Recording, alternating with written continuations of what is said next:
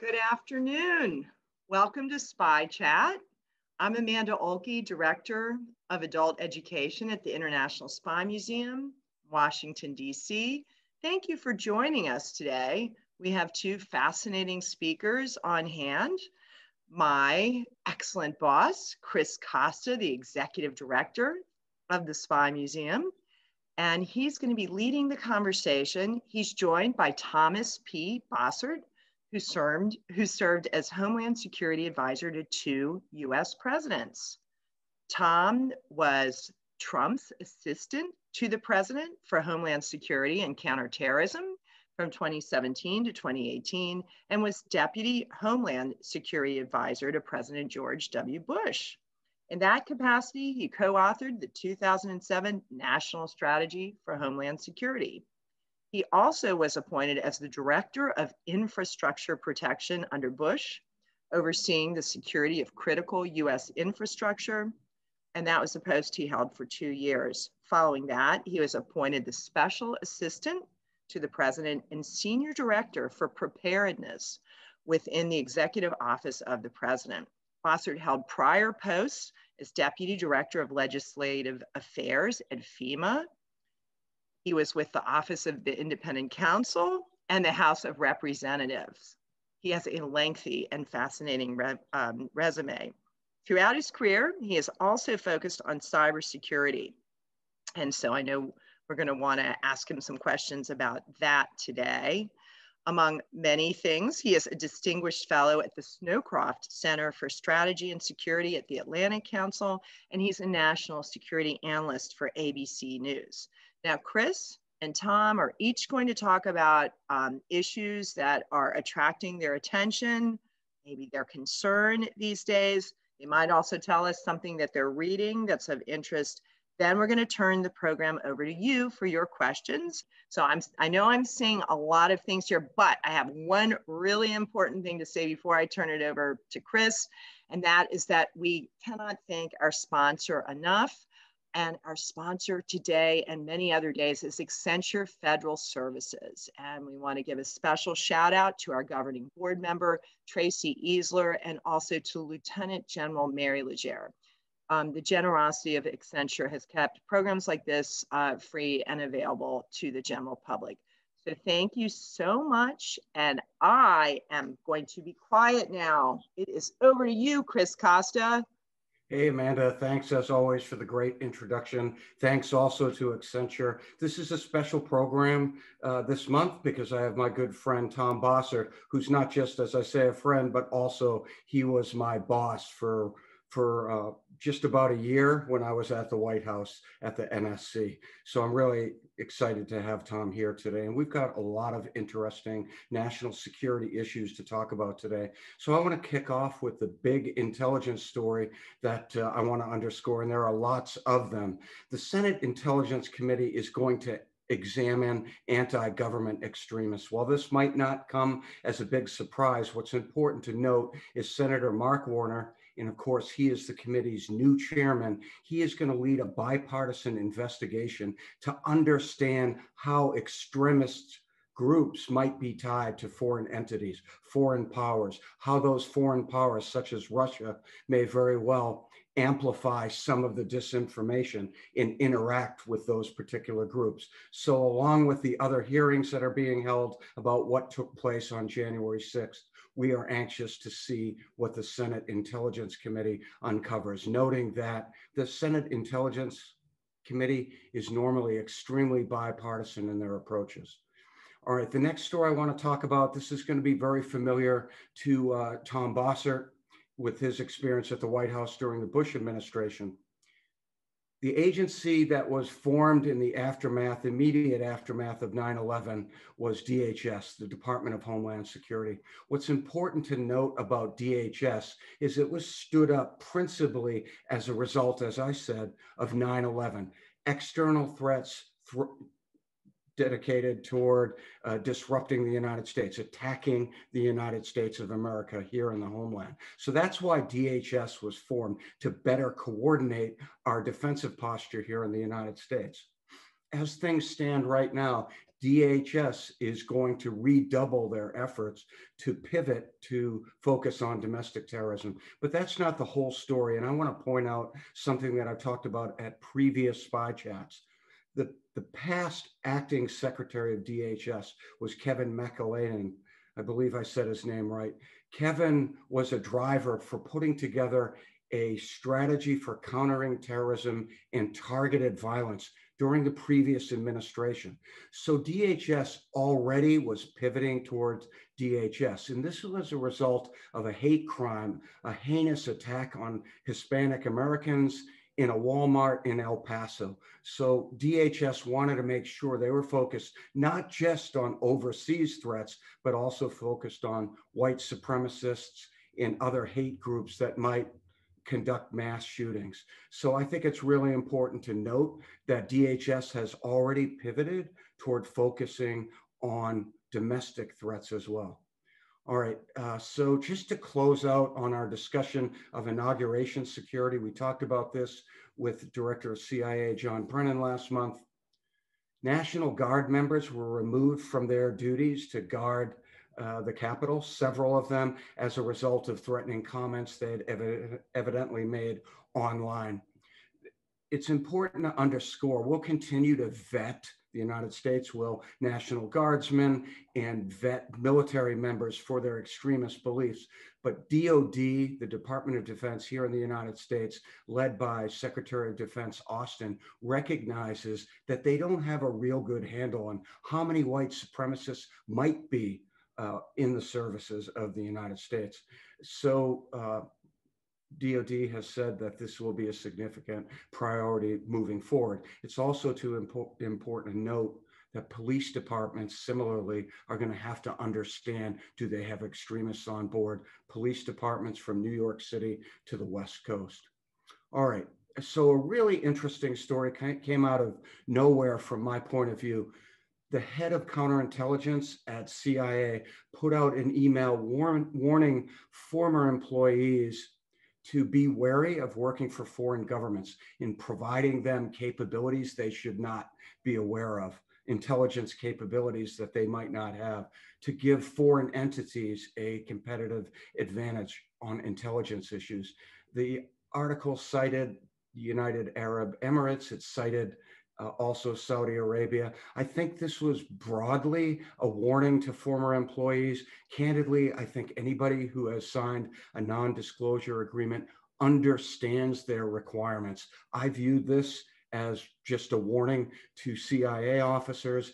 Additionally, this same warning argued that officers also need to weigh their comments on television, social media, and other platforms, because there is such a proliferation of these kind of forums. Of course, we only talk about unclassified information here and are very, very protective of our obligations and responsibilities to protect classified. But it's an interesting warning that went out to the entire CIA workforce that were retired from CIA. All right, the next story I want to talk about is an international counterterrorism story of interest to me. As US forces have left Somalia or are in the process of leaving Somalia in a collective fight against al-Shabaab, an al-Qaeda affiliate, an interesting article was reported in the Washington Post that got my attention. As Trump administration had directed an acceleration of US forces leaving the DNAB was a counterterrorism organization trained by US special operators on the ground in Somalia, trained to go after al-Shabaab. The DNAB have expressed some concern that without US forces on the ground to advise and assist them, they have expressed concerns that they are vulnerable to politicization of their work. I think this is a generic problem anytime a country provides advice and assistance to foreign partners. You want to ensure that those sources are used appropriately, those resources, those individuals that are trained are used appropriately. So this is something we need to watch closely, particularly in light of a contested election on the ground in Somalia that continues to play out. The last story on terrorism I'm going to address is really interesting. We've talked a lot about extremists in the last couple of weeks, in the last months, The Proud Boys, we all know that that is an extremist nationalist organization. We know what the Proud Boys, how they were involved to a certain extent here in January 6th in the United States, but Canada has declared the Proud Boys a terrorist group. This is really important because Canada, frankly, doesn't make a distinction between foreign terrorist organizations and domestic terrorism. So the bottom line is the Proud Boys are a terrorist entity along with Al-Shabaab, along with ISIS, along with Al-Qaeda. Now, I've talked to some Canadians and they've told me that it remains to be seen how this all plays out. But clearly, if you're associated with the Proud Boys, you commit a criminal offense in Canada, it is possible you can be brought up on terrorism-related offenses.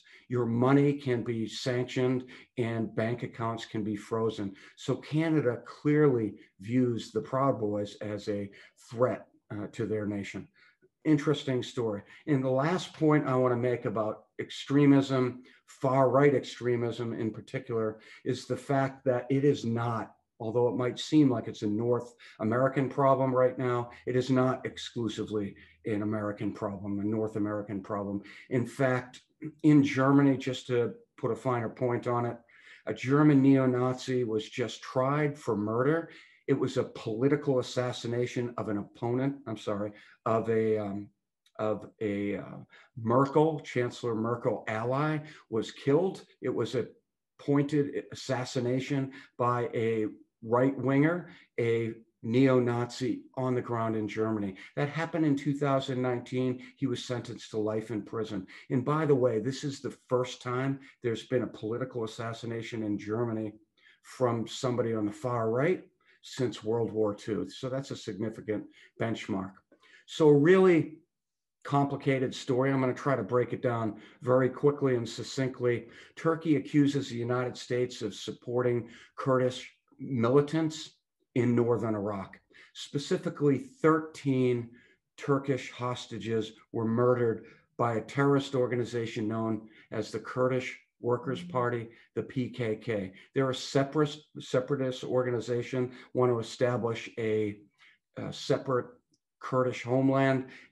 Turkey and PKK have been at conflict for decades and decades. What complicates this story is the United States and coalition members to defeat ISIS, to go after ISIS in Syria, we are allied, the United States is, with Syrians that are Kurds. So the Syrian Kurds have a relationship to go after ISIS in Syria. At the same time, there's a loose association to the PKK, which the United States considers a terrorist group. So you can just imagine, if you pause and think about it, how upset that Turkey is.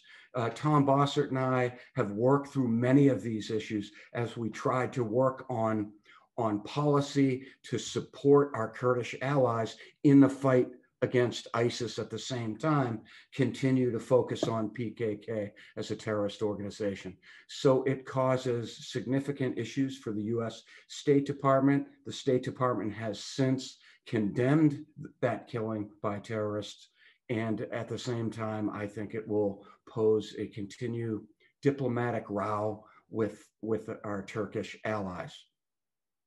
All right, so I'm not going to spend a lot of time talking about solar winds and the cyber intrusion, the breach of security perpetrated in all likelihood by the Russian intelligence service, SVR, but I had made reference to Mr. Bossert writing a very, very hard-hitting opinion piece in the New York Times. So perhaps Tom will talk about how significant that breach of security was from a cyber standpoint and the vulnerabilities associated with that.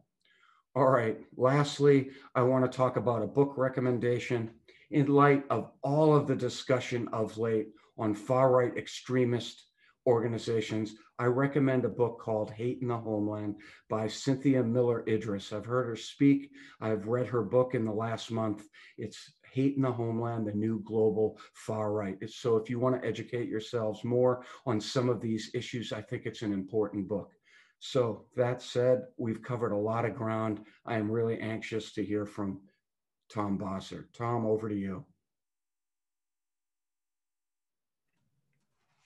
Chris, I feel like we're back to work together, and that's just an easy day, right? The problems of the world, well done. You ran around the world establishing the problems. I'm not so sure we're going to come up with any solutions here today, but we're going to try. And I appreciate you having me. It's really an honor. I'm really humbled to be here. The Spy Museum and the whole team is distinguished in ways that I'll one day hope to aspire to. But a couple of personal notes. First, thank you, Chris, and congratulations to the viewers who don't know on your baby grandson, Theodore. So that's a new addition to the world, and hopefully a future U.S. patriot, maybe member of our special forces. And that leads me to Captain John Burnham. I want to say thank you to John and to the whole Accenture team. And maybe John can help some of the early training for young Theodore as we get him ready. I'm excited. It puts into perspective everything we're talking about, because we want to leave behind a world that's safer and better for Theodore. And I know that that's high on your mind and your wife's mind today. And so congrats. With that, I thought maybe I wasn't going to start with this, but it really does put into perspective some values, doesn't it? And some American values, and a special note that I don't think receive enough credit for, that I'd like to talk to your audience about today before we get into all the issues of the day. When I took the last round of government service for President Trump, I wasn't certain what I was getting into. And one day I got a phone call from a colleague saying that your new counterterrorism senior director is Chris Costa. So I said, great, I don't know Chris, so I don't know what I'm getting into there either. And over the next year or year and a half, Chris and I developed a common trust and common purpose. And he's a really, really decent person, but an unsung hero in a lot of ways. And so I just want people to realize what he did for our country, what he did for the families of hostages and for some of those that he got out of their hostage situation. And then something that they don't know, what he did to revise the US government's policy for the use of lethal force and direct action. It's classified. People write about it a lot. They offer a lot of opinions, but I can tell you the bottom line, end of the day, Chris changed that policy in a way that better reflects our U.S. values, and it doesn't take lives unnecessarily or wantonly. It certainly doesn't take innocent lives. And Chris, you deserve a lot of credit for it. So I wanted to start by saying that on camera. I don't think I've had a chance to do that yet. Okay, let me do some other things here around the world. Cyber is a tough one to cover in 10 minutes, much less 10 hours. There's a number of opportunities for this new administration. There's no one person that's going to solve this. There's no one organization that can solve the cybersecurity challenge. It's a decentralized problem with decentralized responsibilities. It's also one that's fairly poorly defined right now. Not only the field, but our sub-objectives within that field. And so with respect to defending federal networks, we could have a long treatise and a long conversation, but I think much is going to have to be done there. Our federal networks have fallen into disarray in different places, and we have an uneven standard. So I think we can at least achieve a common parity among our departments and agencies, and I believe better. On a separate note, I think we have an opportunity, and maybe this is just me providing a little unsolicited advice to the new team. I'm very excited about the prospect of Jen Easterly coming back into government service and potentially being the cyber director. There are other candidates that are very well qualified, but she's been rumored, and if she gets it, I'll be happy. Chris, she held your old job, and you know Jen real well. She was an accolade of Paul Nakasoni's in U.S. Cyber Command. So she will serve our country well if she gets that job. And Newberger and Rob Joyce are coming into very important roles, and I think they'll be important players. So a few thoughts to the rest of the viewers here that they've already heard. I think the U.S. has an opportunity to become the sheriff in cyberspace. We can essentially lead in the internet, and I'm not talking about a return to ICANN where the U.S. kind of owns the underlying protocols of the internet. I'm talking about setting the rules for right and wrong and involving ourselves in the determinations of violation.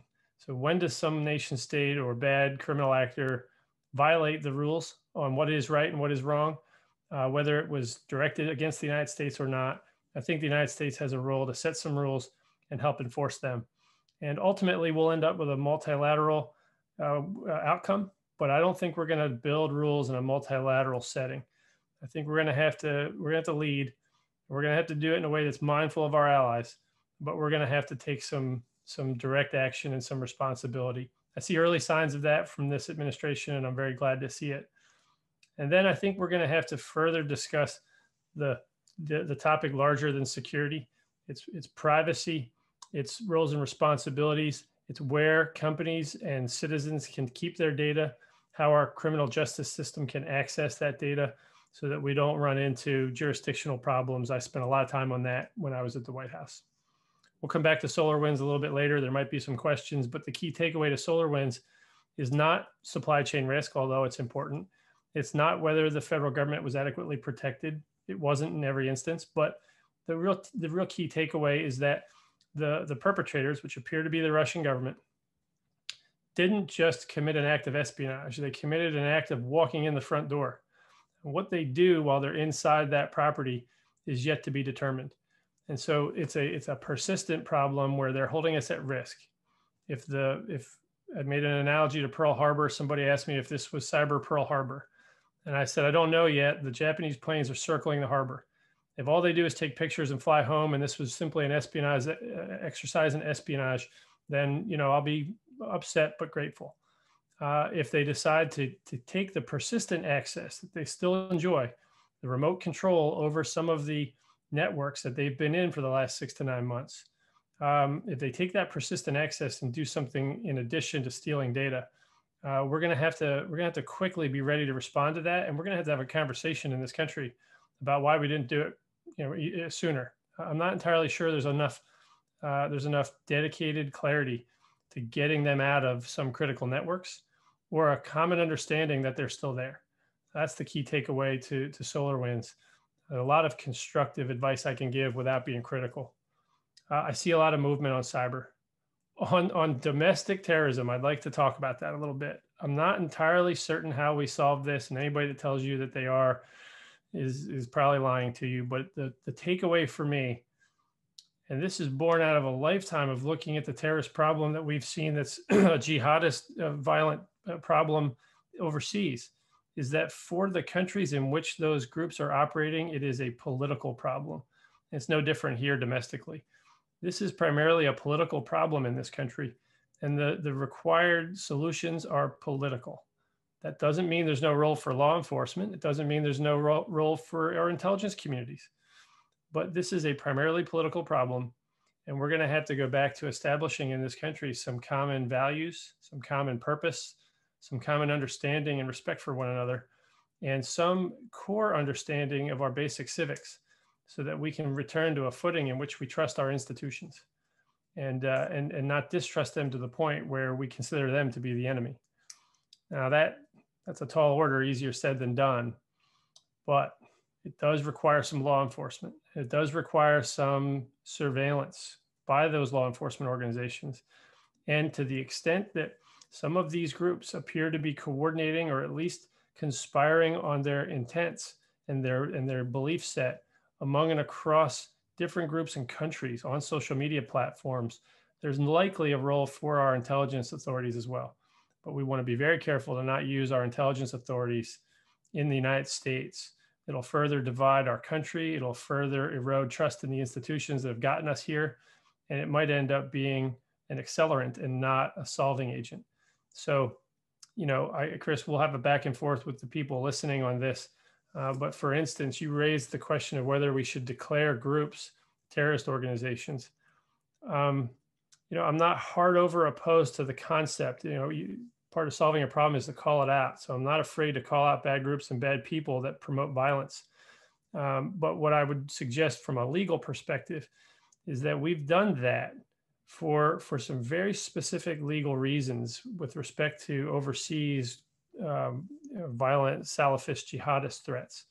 Because we've sent our military and our paramilitary into foreign nations that are sovereign, and we weren't there to invade those foreign sovereign nations, we had to make clear what we were there to do and who we were there to defeat. And so we said, well, we're going to authorize the use of force to go and defeat those groups that those sovereign nations can't themselves, due to lack of political will or capability, defeat or control without our assistance. So that made a lot of sense at the time, but think about its application here. Are we saying that our states, which are semi-sovereign, and our federal law enforcement and our political leaders lack the will or the capability to handle those problems before they become so large that it erupts into, civil war or violent outbreaks that exceed our ability to maintain civil society? I don't think we're there yet.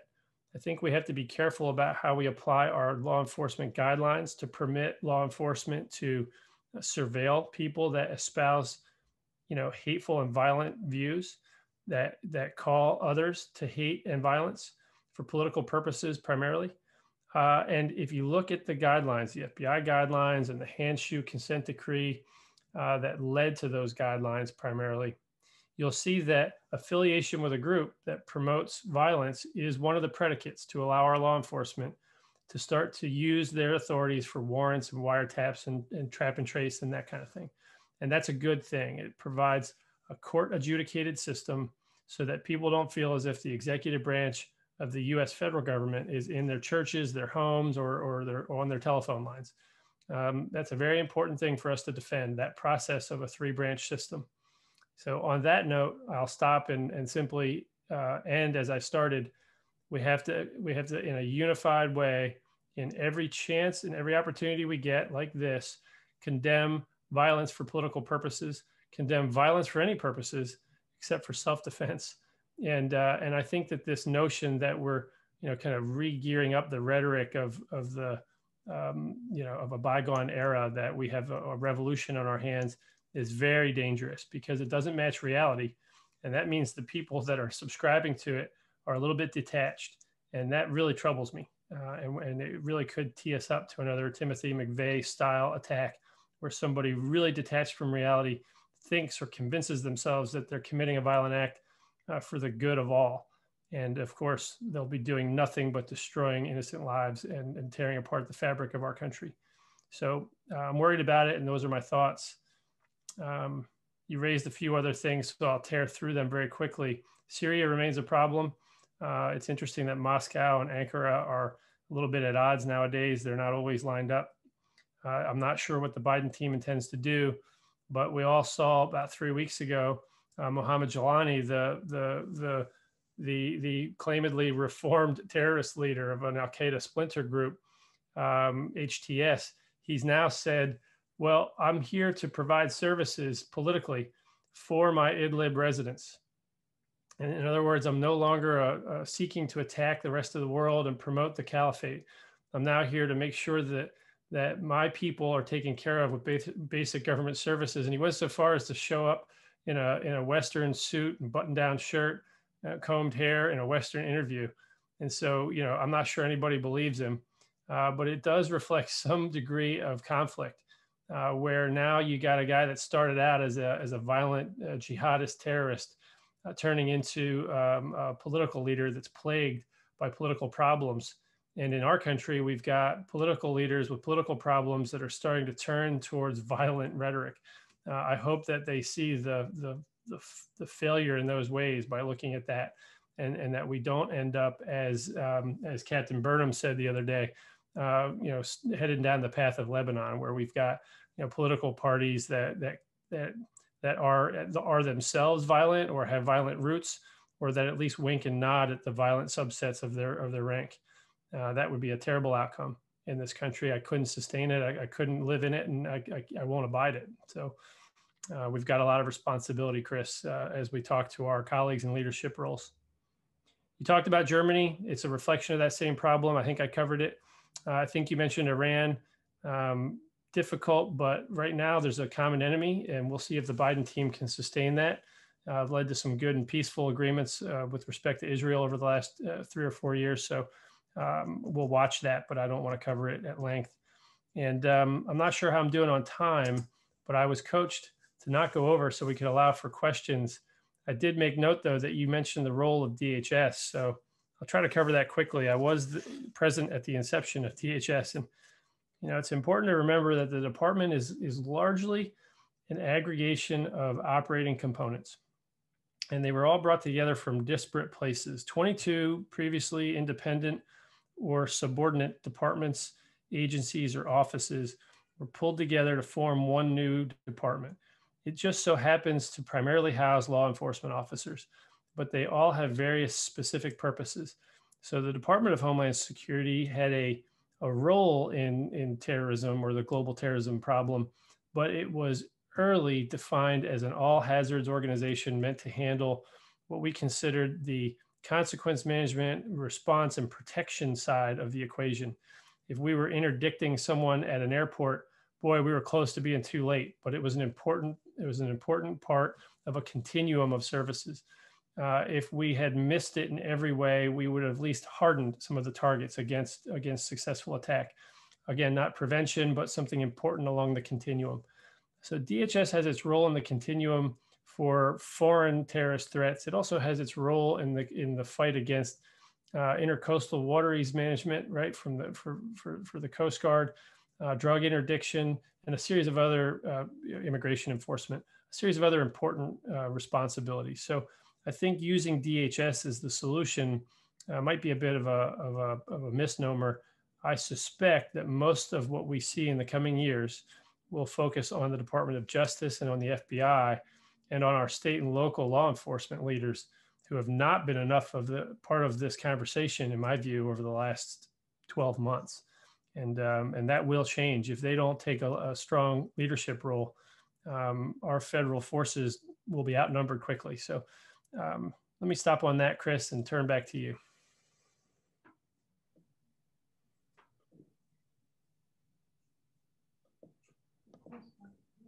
Chris, maybe. There he is. Hey, go ahead. Chris, if I didn't do all right on time, you let me know, because as you know, I've rarely met an unexpressed thought. No, you did a great job, Tom. I think we're ready for questions and answers, and you did a superb job of really covering the waterfront. So between us, we will handle questions and answers. Amanda, I'll kick it over to you to yeah, we've got some that came in advance, and they're coming in all different ways, but I'll try to take them in order as people have presented them. Someone wants to know, is very concerned about people immigrating across the borders that are, they feel a national security risk, and how can the new policy be justified? Well, we can't determine the quality of person unless we interact with them. So, there's just a fundamental logic there. If we're going to allow people to cross the border without interacting with a representative of the United States, this kind of unlawful entrance problem, then we're not going to know. And so the question's pretty straightforward. And the problem, of course, in our political debate is that very few people on either side of this argument, if there is one, are willing to really sit down and answer two questions that are difficult to answer: the quality of person we want here and the quantity of them on any given year. And as a result, our political system tends to argue about the amount of authorities and resources we give to the people that are entrusted with the responsibility to enforce some basic rules that we don't agree on. And so, in other words, well, we'll just take away some of the enforcement money so that you can't enforce it a lot. And that way, some people will get in and some people won't, but we don't have to really answer the question up front. It's more of an outcome than it is an upfront objective. And that's the most succinct way that I could really put every one of our immigration problems. It's a State Department issue. It's a national security problem. It's also a reflection of our values and our belief set. I believe that we have a completely stagnant country with a failing economy if we don't allow some immigration. How much is the question? And I'll put it to you this way: I have never met an elected official that wanted to answer both quality and quantity. And as a result, we've all argued over issues on the side. I'll take one opportunity to say that I think one mistake is to create these deciding votes where we push people into edge-defining moments and say to them, we're going to create one wedge and we're going to make you identify on one side of that issue or the other. We keep carefully using our political system, which is designed as a winner-take-all model, to create wedge issues. And this one requires some compromise. So I'm not sure entirely how we're going to get past it, but I have a few thoughts. And one of them is to stop pursuing policies that address the underlying infrastructure. If we're gonna all agree that we should take immigrants, illegal ones that we capture, and treat them humanely in facilities that take care of their needs and their children's needs, then let's fund that. Let's not cut off the funding for that so as to limit or tie the hands of the law enforcement officers who interdict people at the border, because now they're damned if they do and damned if they don't. They can't really send them back, and they can't really send them into appropriate conditions and facilities. And we're putting them in the middle of the debate instead of our elected officials. So there's a number of things we can do to turn the lens back on our political leadership. And that's about as far as I'd go into that. But of course, you can't tell the quality of the person unless you force them through a system or a process that people respect on both sides of the equation. Thanks, Tom. I have nothing further to add. You worked on the immigration issues far more than I did. So thanks, Amanda. What else do we have? Here's one that might be easy. Which agency is the central nodal agency? Well, I'll jump in, and I'll be interested to hear from Tom. If you're talking about from an intelligence standpoint, I think arguably DNI is significantly a traffic cop, so to speak, to oversee the entire intelligence community. So I think that our intelligence system is requirements-based. There isn't one agency, it's a series of agencies. I believe it's 19 in our intelligence community. But I think if there was a node, DNI oversees every one of those agencies and departments. So I think it's a collective effort. So there isn't really one node, but if you're really looking for a closer answer, I would argue that DNI oversees all. So I would suspect that they would have a window into all the departments and agencies. I don't know what you think about that, Tom. That's an interesting question, though. We've got a screwed up system, and we've got multiple fiefdoms with jurisdictions and congressional appropriators and so on. So for any centralized organizing concept or organization to work, and we've got a number of them, right? We've got DHS is supposed to coordinate all the departments and agencies to common mission outcomes. We've got the DNI that's supposed to coordinate all the intelligence agencies to common missions and outcomes. We've got the NCTC as a subordinate within the DNI structure that's supposed to do the same. And none of them work unless there's presidential imprimatur of authority. And so, I don't want to promote a real big, strong micromanaging National Security Council staff, but I will tell you that everyone that's ever led the NCTC and every living DNI will tell you that if they don't have the president reminding their cabinet colleagues that they're first among equals, then they're not. And so the DNI has, the budget authority they have is a bit Pyrrhic. I'm not entirely sure they have enough fidelity into the details of what they're supposedly managing. And if it sounds mundane, it is. But if anyone can fix it, it's Avril Haines. I think she has their trust, all the intelligence agencies, because she's smart. She's been there and she's worked at the CIA, the big protagonist in this debate. And I think that she understands how the budget system works. So he who has the money, makes the rules in this town. And I think she's going to be able to provide some fidelity to those budget projections. And then lastly, she's got to provide some value and leadership. Every leader is judged on their ability to serve their subordinates. And if she doesn't serve them, but just puts requirements on them, she'll run the same outcome that her last 3 or 4 predecessors have found, and that is to be relegated a bit. That's it. Okay, this question came in from an intelligence historian that we like very much. He's presented for us before, and he's working on a book. So he wants some inside information from you all on what has been the CIA's analytical input into the counterterrorism effort in recent years.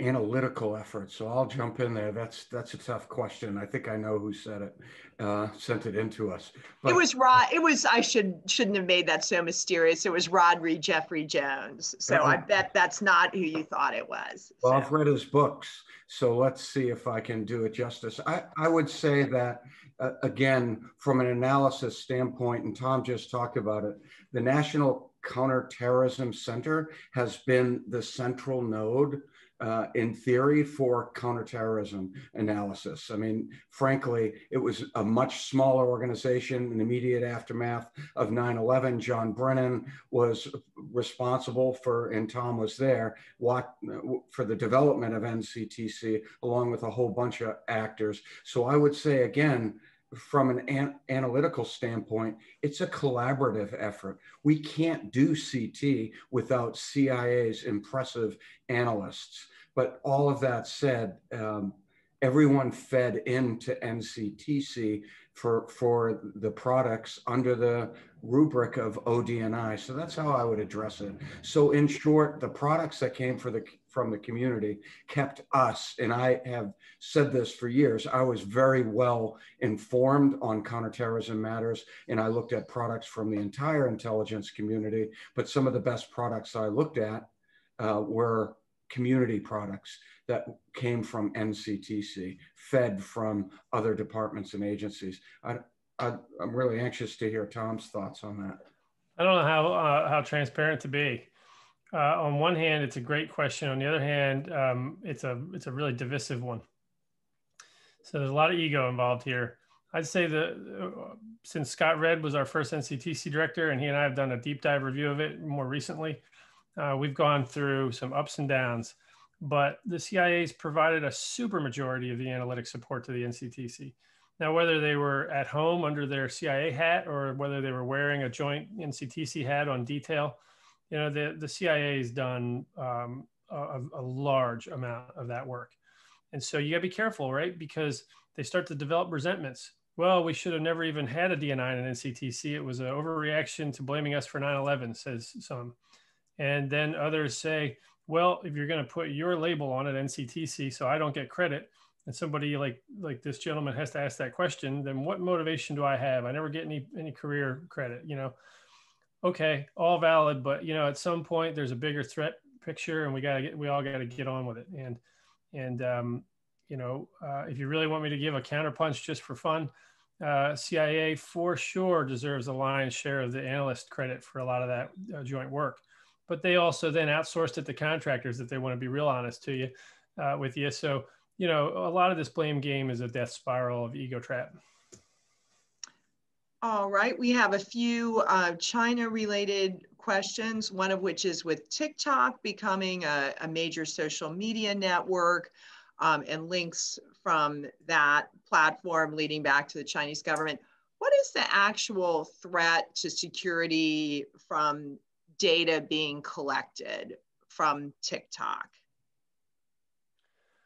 My view is significant. And, you know, there's starting to be alignment between some strange bedfellows in politics here, right? You saw Eric Schmidt, who's I'll call a friend of mine now. At this point, I really deeply respect him and his accomplishments, you know, co-founder of Google.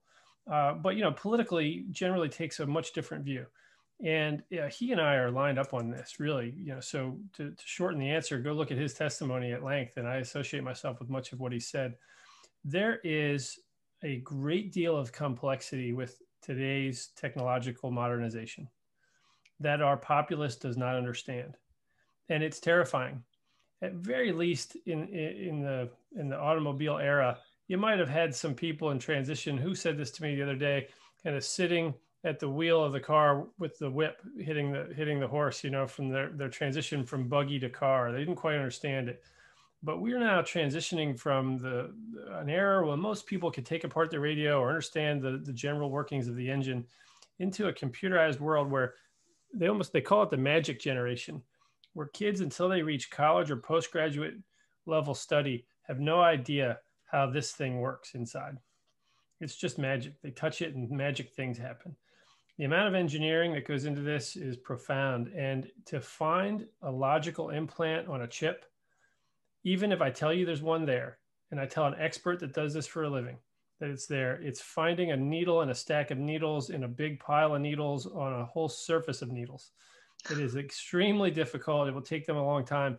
And so on the hardware question of our supply chain problem, I believe, although I'm not for, I'm not for completely decoupling the Chinese and American economies, on that one particular issue, I don't see any way to mitigate the threat on hardware right now. And so we're going to have some pretty strict rules in place that decouple those supply chains.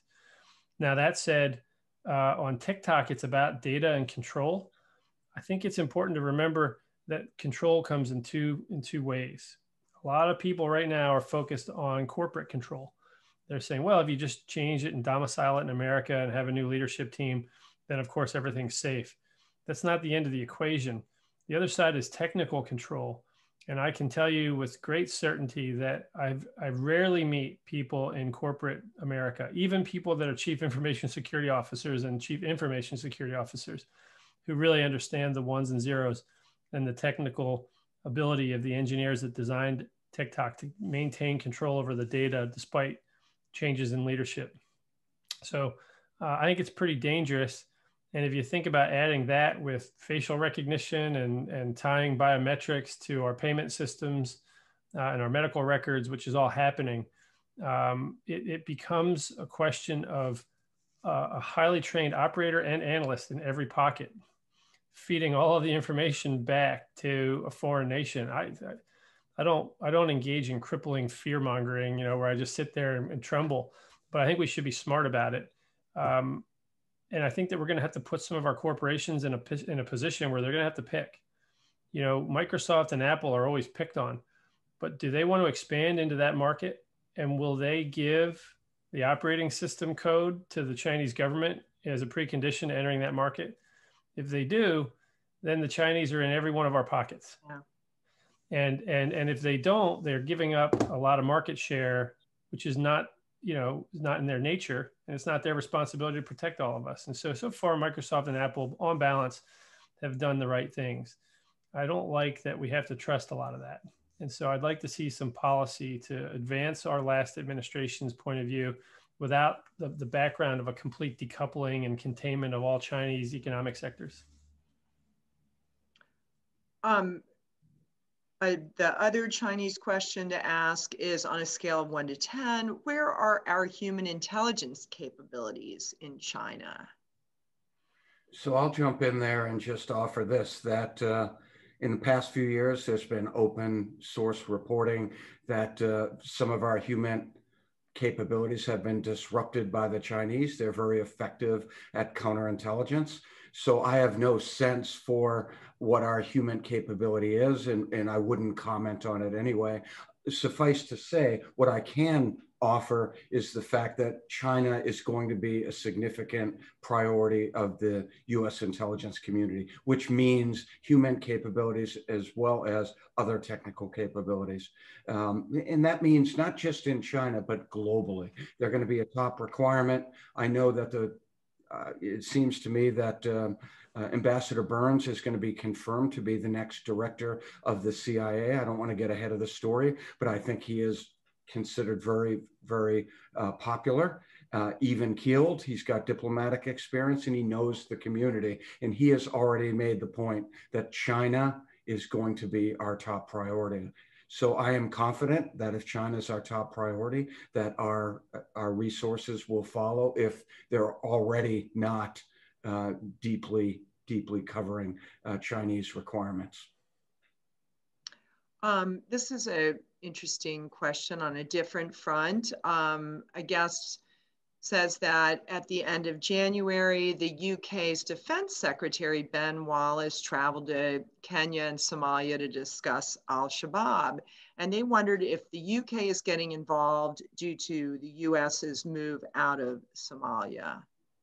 Yeah, yes. The short answer is 100%. I think Boris is like a kind of a Johnson. He like,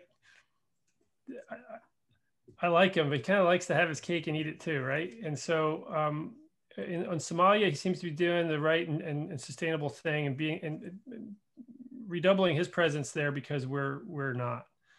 At the same time, I think he has publicly stated and privately reinforced that he believes that the UK can stay in Afghanistan despite the US drawdown. Mm-hmm. And even if we left altogether, he would stay. And in that regard, I think that's not very practical or achievable. And so, he's showing the right signs and the right intentions, but I'm not sure if there's a sustainable plan in Somalia, or if it's just a quick short-term gap to let the Biden team figure out what they want to do. They were handed a really last-minute decision by the Trump team to do something that Chris rightfully points out could have all sorts of really murderous unintended outcomes if they start using the forces that we trained to commit domestic crimes, essentially. That's shame on us, and it creates a hotspot in the world that will eventually redound against our society. That's just my worldview. So I appreciate Tom's insights on the Brits, because I did not know that. I have not seen that or heard that, but it doesn't surprise me, because the first time I was in Mogadishu, it was a Brit, a retired colonel, that was briefing me as if he was on active duty, as many Brits are wont to do, and laying out his strategy for counterterrorism. And it was a fascinating interaction. This was before I was at the White House, I should say, when I was in Mogadishu. All of that said, I do want to make the point, regardless of British interactions in the CT fight in Somalia.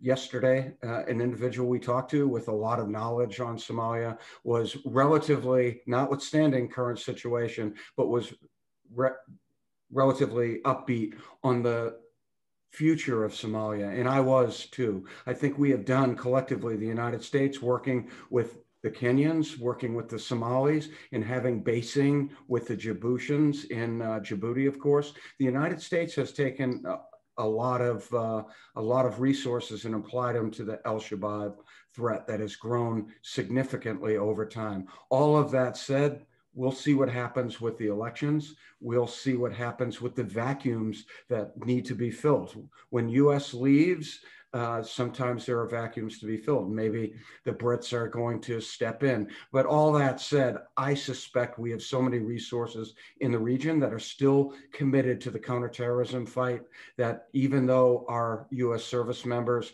will be largely offshore, they will continue putting pressure on al-Shabaab. So I don't think the Brits are going to be the first partners with the Somali government. But that's just a guess.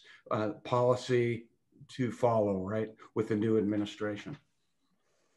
And this is a question I know that was spurred by Tom mentioning the contractors in the analytical work. Someone wants to know how much of the intelligence support is provided by contractors, and how did we end up with contractors managing our national security support? Well, they don't manage it. Good question. But, I shouldn't be so glib. I know these are publicly viewed and recorded and so on. The point is that the question about who performed how much of the work with what agency, hat, or authority in a truly, kind of interagency joint operation is a poisonous kind of way of thinking. It's a legitimate question, but it tends to spark all sorts of morale killing, when we should instead be saying, thank you, CIA, for all the analysis work that you've done to help make the country better. And NCTC has always had that mentality, but they've always suffered from this kind of intranasine fighting among departments and agencies that are trying to figure out who's responsible and so on. So, a little bit of return to normalcy is what I think is going to come. Russ Travers was the longtime deputy at NCTC, a thoughtful guy. I worked with him over a stretch of 15, 16 years, and he's now at the White House in what would be kind of the deputy to what was my old role. They don't quite have my old role as a cabinet level job, but the deputy is a good place for Russ Travers to be. The Deputy Homeland Security Advisor, Counterterrorism Advisor. He's going to set the goals. He's going to be the manager and leader on a day-to-day basis of the NCTC's requirements in this functional mission space. And then NCTC is going to help go out and coordinate the arms and legs of our intelligence community. And there's no doubt the CIA's got a lot of big arms and legs. They've got a lot of funding, a lot of really talented people, some of whom are contracted. Many of the contractors are former agency employees. So the terms of their employment status don't really matter to their qualifications. I just wanted to point out the absurdity of getting too far down the line of saying, well, that was my work versus your work versus the next guy's work. It's a joint effort. And I want to promote NCTC's legitimacy, because there was some movement towards the end of the Trump administration to let some of the more critical voices prevail and to separate, or if not kill, some of the interagency bodies by starving them of personnel.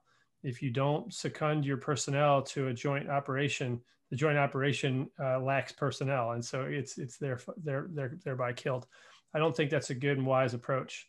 Anyway, just a clarification: we don't have contractors running our intelligence services. We just have a lot of different people asking individual agency specific questions and not big picture, what's the mission for the United States questions. Do you want to add to that at all, Chris, on contractors? Or no, almost indistinguishable from my standpoint, right? At the end of the day, it's one intelligence community, and parochialism is always a problem. And I always go back to what I learned from General McChrystal. You know, you crush the stovepipes. In the counterterrorism community in particular, is not necessarily interested in anything but protecting the nation. It was as non-parochial as the nation gets. Yes, there are internecine squabbles, as Tom points out. In many cases, he's had to be the referent on those issues at a much higher level than me. All of that said, at the end of the day, counterterrorism has been largely focused on a community effort as a result of what we all saw play out 2 decades ago. Well, we don't have much time, but I want to squeeze in one question. Yes, maybe you'll do a short one on what do you think those in law enforcement and national security should be looking for in the coming days, months, years? I think that's akin to what keeps you up at night. So give me your shortest answer on that, and then we'll wrap it up. A couple of things. Africa requires a lot of attention, and it's not gotten it in the past. And without that attention, we're going to see problems manifest out of Africa and in our backyards.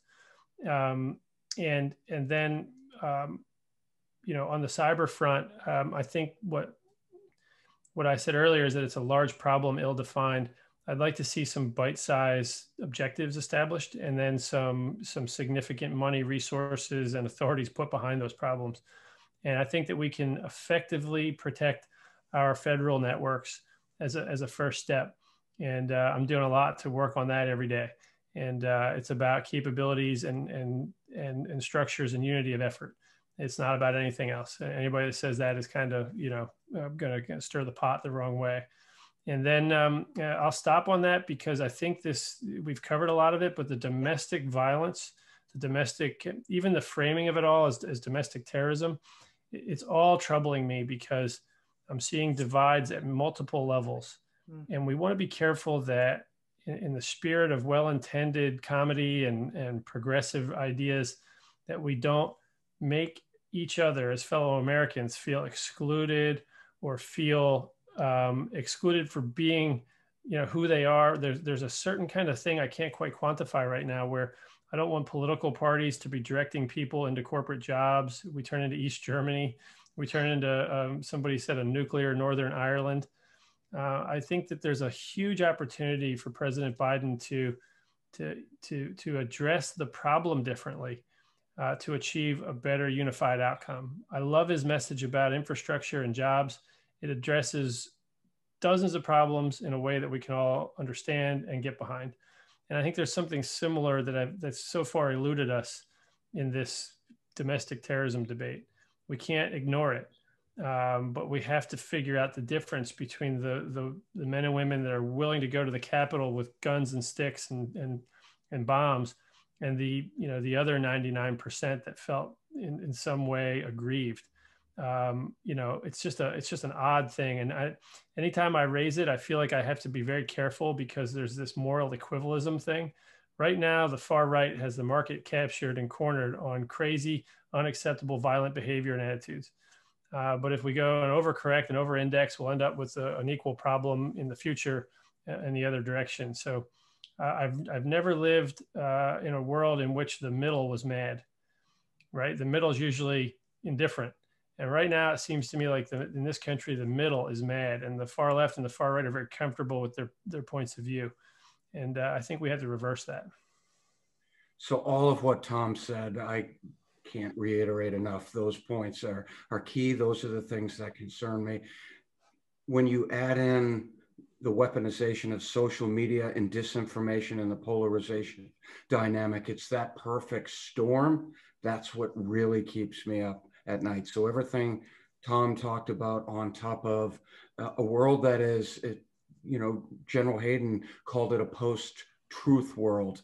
And there's a lot to be said about his observation. He wrote about that a couple of years ago. I think it's important to, as Tom pointed out, we have to listen to each other. You know, we have to understand grievances in this domestic dynamic, that's playing out. We can never forget that these are Americans. Now, terrorism is never justified. The end doesn't justify the means. That said, as Tom pointed out, not everyone are terrorists, right? So we have to parse out the bad actors and go after them from an investigative and a punitive standpoint.